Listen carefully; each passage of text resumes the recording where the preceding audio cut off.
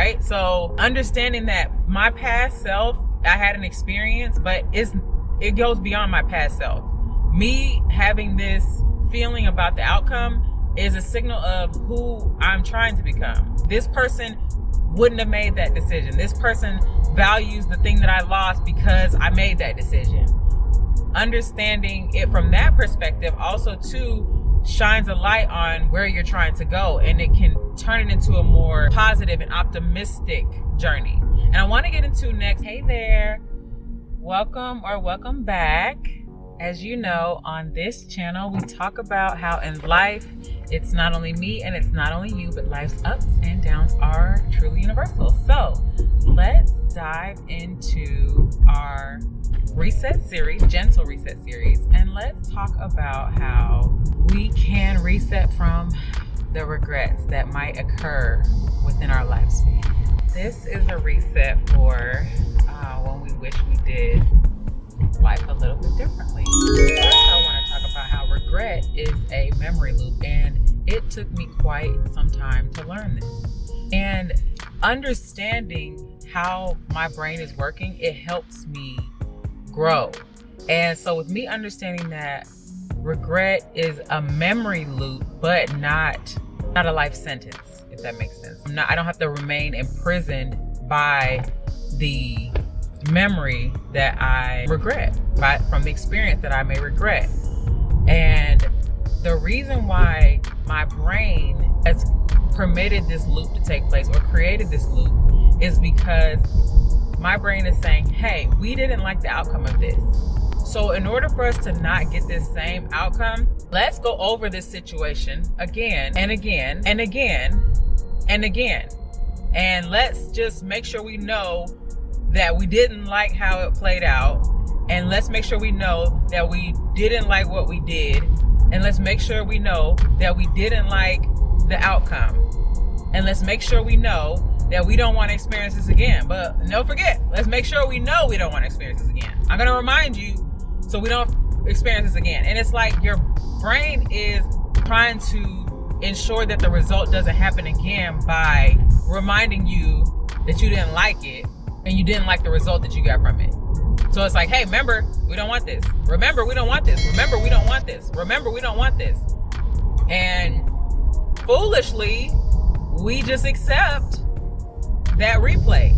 We can't necessarily stop the replay, right? But we can stop our engagement with the replay, because we do get some sort of sensation from the replay, right? And within that, whatever that sensation is, whether it is tenseness, apprehensiveness, anxiety, sadness, we get a sensation from it.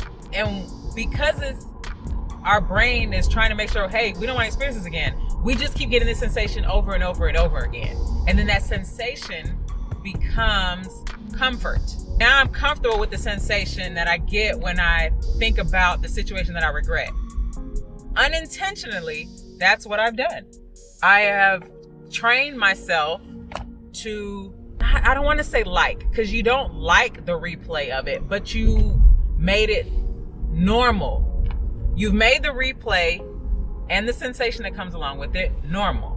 If you can view regret as your mind trying to protect you by replaying what happened and replaying what it meant, simply understanding that helps you get out of that trap, that loop trap. So that's the first thing. So I want to talk through some helpful examples on the first one, which is that memory loop that we can get ourselves into. So here are some simple ways to get out of the loop, shorten the time that you're in the loop, or possibly even just avoid the loop altogether. So with this, you want to call out what's happening. Call out the memory loop, call out the pattern, call it out. So maybe that thought brings itself to your forefront and you can name it. I feel the memory trying to get me to relive it, and I'm not doing that. And you can, here it comes, because you're recognizing what's happening. It's not happening to you and you can't control it. It's like you're taking a more controlling perspective. You're taking a more in control attitude. You're taking a more in control frame of mind to it. And it's not just like, oh, it's happening to me, there's nothing I can do about it. But you're aware these sensations are starting to come. I'm not going to be stuck. You might feel that memory rearing its head up again, and you can just do something in the present, because that memory, that regret, it lives in the past, and you have to permit it to come to the present. It can't come to the present unless you permit it to. So make a decision. Decide. Do I want to allow this regret to remain with me in the present? And if not, take that control back. You don't have to fall victim to that. You can just take your control back. No, I don't want this memory to come in the present. That's it. I don't want it to. I recognize what my body's trying to do to protect me. I want to stay in the present. You can touch yourself, pinch yourself. I'm in today. That's past. All right, so number 2, know that the regret occurred at the time of a past version of you. The current version of you probably wouldn't have that same outcome, because you've been able to have some retrospectives. You've been able to look back. They always say hindsight's 20/20, but that's to your advantage, because right now you're a different version of yourself. So you wouldn't have made that same decision.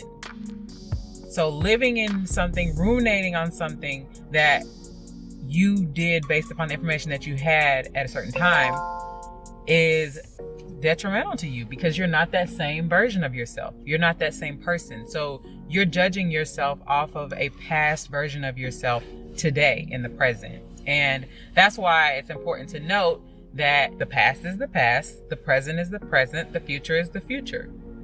So you govern yourself accordingly in the present, and you don't put yourself in bondage based upon your past self's actions today. You don't do that. You can learn from your experiences, and in learning from your experiences, you're a different, improved version of yourself today. So just know that you today, you have more experience, you have more clarity, and you have more maturity, and you wouldn't do the same thing today. So let that liberate you in some aspect. All right, so here's some practical examples of knowing that regret came from a past version of you. You do want to address your past self, because you addressing your present self, that's not you anymore. But you do want to address your past self and acknowledge that your past self was doing the best that it could do with the information that it had. Granted, the outcome is not what you desired, but with what you were given at that time, that was the decision, or that was the experience that came to fruition. That was the experience that occurred. And also too, identify what you were feeling at that time, right? What made that version of you make that choice? Were you overwhelmed? Were you frustrated? Were you scared? Were you hopeful? Were you optimistic? Were you desperate? Whatever you were, identify that, because that was a driving force for that decision. So you can go forward knowing that, hey, when I'm operating from a place of desperation, I made a decision that I regretted. When I was operating from a place of being overly open, that yielded the result, right? You have to acknowledge that you were acting as something that maybe got you a result, or the result that you did not want. So it's important to note that.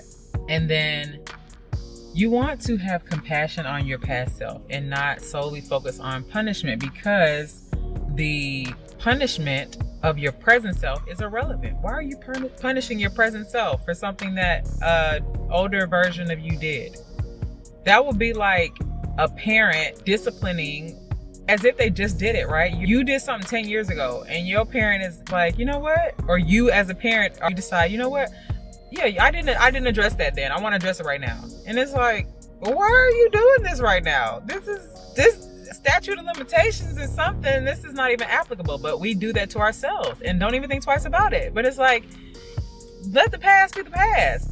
But you can learn from it, you can grow from it, but to punish yourself right now for past actions with judgment, critique, even allowing yourself to be in a state of sadness, depression, That's a form of punishment. And why are you doing that to yourself? So really taking the time to be more understanding of one's actions or decisions, and know that you are trying to get better. You're trying to improve and go forward. So take the shame away, but transmute that into being understanding. And then lastly, you can view regret as a signal or a direction of who you are trying to become. Let the regret teach you, in a way, who you're trying to become, who you want to become.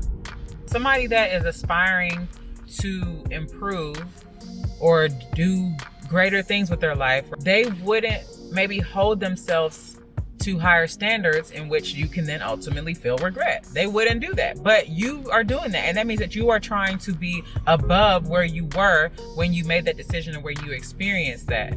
So the regret is showing you what matters to you. If you experience something and maybe it took away your drive or your motivation or whatever, that signals to you that, hey, motivation, drive, time managed, whatever, things like that, they're important to you, right? So understanding that my past self, I had an experience, but it goes beyond my past self.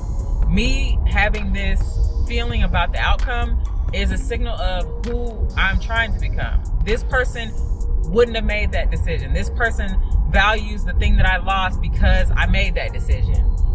Understanding it from that perspective also too shines a light on where you're trying to go, and it can turn it into a more positive and optimistic journey. And I want to get into next some of the helpful things along with it being a compass for you. Regret can be a compass. Regret can be a signal, a symbol, a guidance of what you want to become in your life. Let's say, for example, maybe you have a regret from a relationship. The ultimate outcome is that you wanted to have emotional safety. That's what you wanted. You wanted to be someone that was, hey, I'm sound, I'm secure in this relationship. And that doesn't mean you stop seeking that. You just now are a little more clear on, hey, this is what I need. This is what I want. Also, maybe a job, a career regret, whatever it is, you might have a desire to better align with courage, right? Maybe you didn't speak up in a meeting, in a setting. Maybe you didn't really give your all on some task at work. Maybe you should have been a little more forthcoming with some information that maybe you weren't. Maybe you could have communicated something a little better. Your professionalism could have been a little better. The end result is, I'm going to operate like this because this is important to me, right? We all have different regrets in life, and they're usually tied to some unmet need. I regret this because the outcome did not meet a need that I had. I needed this and I didn't get it, so I have regret or disappointment. Unfulfilled needs can lead to regret. But along the lines of turning your regret into a form of a guide, your outcome, your takeaway could be, all right, this shows me that I do care about X, Y, and Z. I care about this. So this is something now that my eyes are more attuned to, my thoughts are more attuned to, my ears are more attuned to these types of things, because this is what I've shown myself. I care about this a lot. So I'm not going to downplay it. I care about this a lot. This is significant. So I'm going to tune my ears, eyes, and I'm going to be more aware and alert in my experiences because I had an undesired outcome. Another thing too, along with using it as a guide or a compass, you can make a simple plan, right? Find a tiny shift, something that I can be more aware of or be more attuned to, or something I'm not going to say anymore, or something I'm not going to do anymore based upon something that I learned in a past experience, right? And then in addition to that one little shift, you might now have a boundary that didn't exist before. But now, because you're wiser, you're more mature, you have more clarity, now you can establish boundaries that really matter because of a past experience. Instead of dwelling on the thought or dwelling on the memory, make a change. Make a change. Playing a video or watching something, for example, this memory, watching it over and over again doesn't do anything different for your reality. That doesn't change your reality at all. But if you can do this 2-step plan, for example, right, then this will support the person that you're trying to become, not the person that you were. You're not going to focus on your past self anymore. Something that's helpful too is knowing that, number 4, the last one, you cannot change your past, but you can choose what you carry forward from it, right? You can view it as luggage, memories as baggage. You can view the memory as baggage, right? If I am going in a direction and I choose to bring stuff from old experiences, old trips along with me, that it doesn't even serve me or benefit me. For example, if I'm going to a tropical destination, right? I'm going to a tropical destination, but my last trip, maybe I was in Iceland, right? And I never unpacked. Everything's still in there from Iceland. That baggage is not going to be helpful to me on my trip to the tropical place. It's no point. It's from the past. I'm going somewhere different. You in your life, right? You're going somewhere different. You're not going to where you were. You're not going to where you used to be. You're not capped. You're not stopped by that anymore. You're going above that. You're going beyond that. You're going somewhere different. So that bag has no place here. It doesn't fit here. It's not helpful to me. It's not beneficial. If anything, it's just going to weigh me down. I guarantee you, if you weigh the 2 suitcases for those different destinations, one will be heavier than the other, assuming you have a 1-to-1 ratio, one dinner outfit, whatever. The clothes is heavier for the other place. That's what I'm trying to say. It weighs more. It'll hold you back more. But if I can change how I view my experience from whatever I brought from the past, if I can change that, right?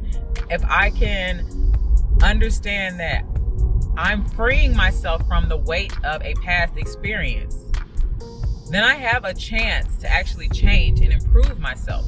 But if I don't shed myself of that bag from the past, it's only going to weigh me down. It's going to weigh me down. I won't be as light and as agile and as nimble and as free flowing as I need to be, because I'm carrying old bags, carrying old memories. And memories are not a bad thing. I'm specifically talking about those memories that keep you trapped in an emotional feeling, a negative emotional feeling. But it could become a comfortable emotional feeling because we've done it for so long. So you change the narrative. Instead of that experience ruined me, you can say that moment redirected me. That moment was a catapult for my growth. And really, when you're looking back at those moments, you really have to be clear about what's true, because our brains, our thoughts, our minds can really paint a picture, and it's sometimes not the truth. It's not true.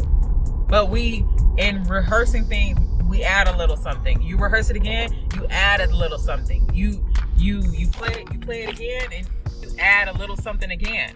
So a part of changing your perspective, your current perspective, not bring the past into the present, or to reduce the amount of the past that you bring into the present, you can release some of the past.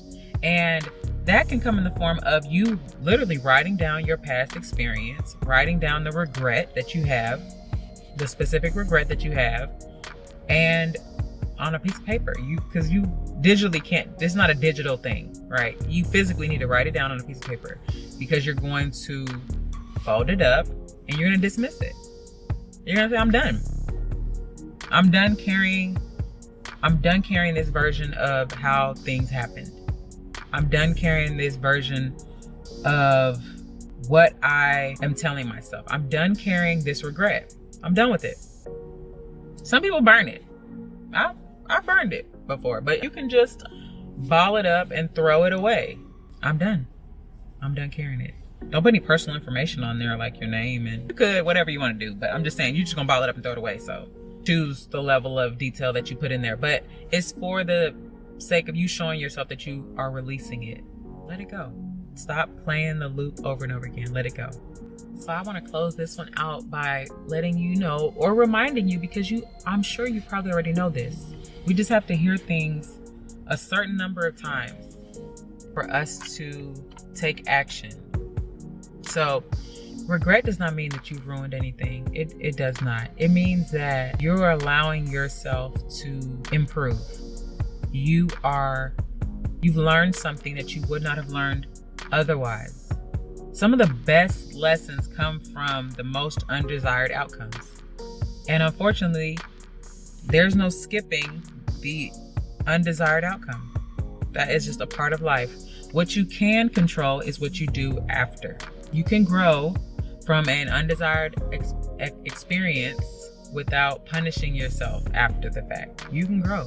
You don't have to stay stuck. You don't have to stay in the loop. So I really hope this helped you breathe a little bit easier, see a clearer path forward, shed some dead weight, shed some regret. I hope this truly is helping you shed some of that regret. Just know that you don't have to heal alone. I don't have to heal alone. It's not only me, not only you, but we all are going through life's experiences. And in order to go to the next level in our life, in order to improve our life, in order to have more out of our life, we are going to have to get uncomfortable, and we're going to have to let some things go. So I hope you're ready to release. Let me know down in the comments what you're going to release. If it's blame, you can put a B. If it's shame, you can put an S. If it's a person, you can put their first initial. These are just stacking on the execution of releasing the regret. When I make a declaration of something, when I write something down, when I think something, when I refute a thought about something that's pulling me in a direction I don't want to go, right? These are ways and tactics for you to rid yourself of a hold. So I hope you found this video very helpful. If you have not already, please comment down below, like I mentioned, something that you're releasing with the initial, that's it. And like this video, give it a thumbs up. If you have not already, please subscribe to the channel. You really want to be a part of this. We are trying to grow, we're trying to heal, we're trying to hold ourselves accountable, and we're staying tuned in. So when you do subscribe, hit that bell notification so that you can get alerted of the content that comes out on Wednesdays and Sundays. We are being more consistent on this channel, and we are holding ourselves to that, and you can hold me to that as well. So if it's Wednesday and you don't see anything, I dropped the ball, and I don't want you to know that I dropped the ball, so I'm going to do it. If it's Sunday and you don't see a video, I try to do the short forms throughout the week on Wednesdays and then the long form on Sundays. So if it's Sunday and there's no long form video, Cash dropped the ball, and I don't want to drop the ball. So hold me accountable, hit that subscribe, hit the notification bell so you can be alerted when I follow through on what I said I was going to do. So let's get out of those loops. They're not as fun as a hula hoop at all. They're not fun at all, but they do have the same frame as a hula hoop. So let's get out of those loops and let's shed this regret and let's grow. So again, thank you so much for watching and staying to the end. As always, I'll see you in the next video. Bye.